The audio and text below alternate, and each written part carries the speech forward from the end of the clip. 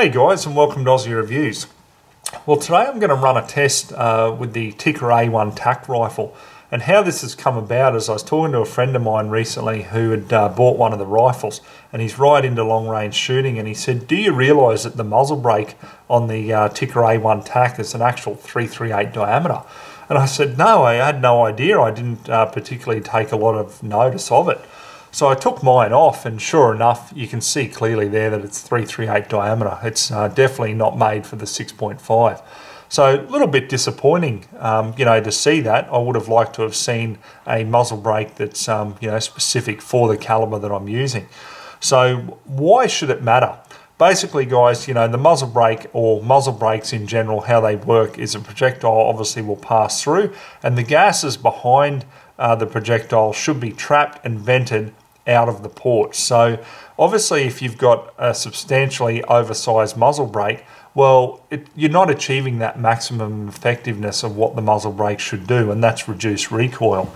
So what I've done is I've got the Grizzly Gunworks Grizzly muzzle brake here. Now I had this specifically made up in 6.5, so this is through Chassis Systems here in Australia. Now you guys may have seen the Grizzly Gunworks Grizzly muzzle brake review that I did previously, and I had it on the Lithgow LA102 and 308. Really good brake. I honestly can't fault it, except like all brakes, they make a lot more noise because obviously they're porting that gas in a different direction.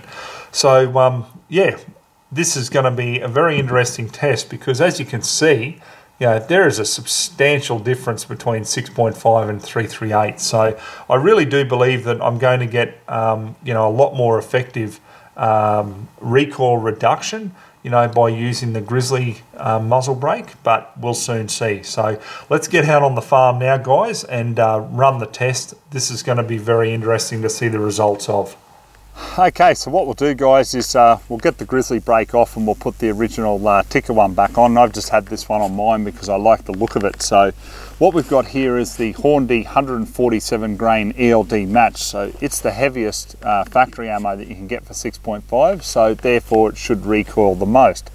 So what we'll do is we'll just take a shot through each and see if there's a comparable difference between the recoil.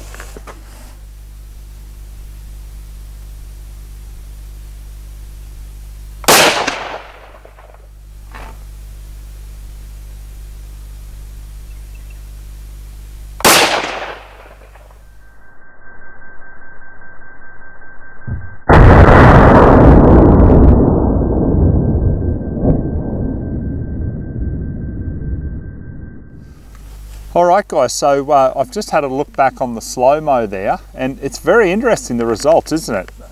With the actual Grizzly brake, there is a little bit of muzzle jump with it, and why I believe that is because I've got the aircraft grade aluminium here, the lightweight version, which is only 3 ounces. You can get a stainless steel version of the Grizzly and it's 9 ounces, so obviously that would assist greatly with any sort of muzzle rise. But in reality, you don't really feel it. And the reality of it is, with the Grizzly brake, there is a slight advantage there because it is made specifically for the 6.5 caliber, and it reduces that recoil just that slight bit more. So yeah, look, it's up to you. If you like the original Tikka brake, by all means, hang on to it, keep it. But this is just to make you aware that the original one that comes with your Tikka A1 tac isn't the correct size. So that's why I've decided to go with my own.